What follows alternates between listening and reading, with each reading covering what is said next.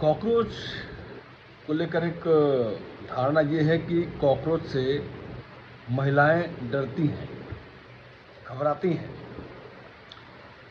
लेकिन आश्चर्य की बात है कि 2014 से इस देश पर राज कर रहे मोदी सरकार, जो अपने आप को विश्व की सबसे बड़ी पार्टी कहते हैं बीजेपी, वो इस कॉकरोच से डर रही है।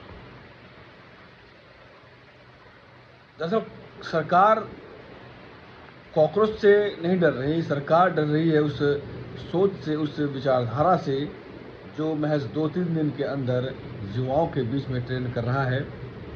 सरकार को डर है कि कहीं यहाँ भी नेपाल की तरह आंदोलन न हो जाए।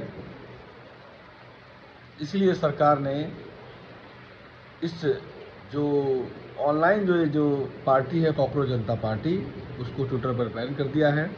उसकी पॉपुलरिटी सोचिए, महज 2 दिन में ही वो उसके 15 मिलियन से ज़्यादा उसके जो ट्विटर पर इंस्टाग्राम पर जो फॉलोअर थे वो 15 या 20 मिलियन शायद अभी तक पहुंच गए हैं, वहां तक पहुंच गई। ये विश्व की सबसे बड़ी पार्टी कहने वाली बीजेपी उससे भी कई गुना आगे है फॉलोअर्स के मामले में।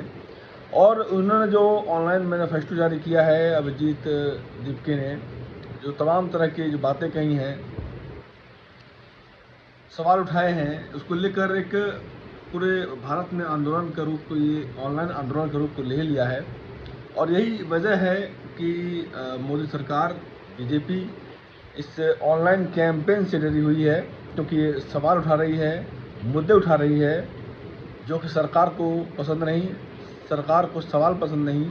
या आपने नॉर्वे में देखा होगा, मोदी साहब जब ज्वाइंट प्रेस कॉन्फ्रेंस करने आए थे तो एक पत्रकार ने उनसे सवाल पूछा, लेकिन वो बिना उसे देखे, बिना उसे समझे, बिना सुने वहाँ से निकल गए। इसकी भी खूब अंतर्राष्ट्रीय मीडिया में चर्चा हुई कि आखिर मोदी साहब सरकार जो है ये सवाल से क्यों डरती है। भाई 56 इंच का सीना होने का दावा करती है, लेकिन कॉकरोच से भी डरती है, सवालों से भी डरती है, कभी प्रेस कॉन्फ्रेंस नहीं करती। उन्हें ऐसे पत्रकार पसंद हैं जो उनसे ये पूछें कि मोदी जी आप थकते क्यों नहीं, आप महामानव हैं, आप भगवान हैं। ये सवाल मोदी को बड़ा पसंद आता है। आपने तमाम न्यूज़ चैनल्स में देखा होगा पिछले कुछ सालों में, चुनाव से पहले जो बड़े बड़े जो पत्रकार खुद को कहते हैं, वो उनसे ऐसे सवाल करते हैं जैसे वो उन्हें एंटरटेन करने आए हों, वाहवाही करने आए हों। और मोदी साहब बहुत खुश नजर आते हैं उससे इंटरव्यू में। आम कैसे खाते हैं आप, चूस के खाते हैं, काट के खाते हैं, ये उनको बड़ा पसंद है। अपने दिनचर्या पूरा आप देखिए, पूरा रील की तरह वो बनाते हैं। दूसरों को कहते हैं कि विदेश मत जाओ, पेट्रोल मत खरीदो, सोना मत खरीदो, और खुद जो है दिन में 10-10, 12-12 कपड़े चेंज करते हैं, विदेश दौरे पर है।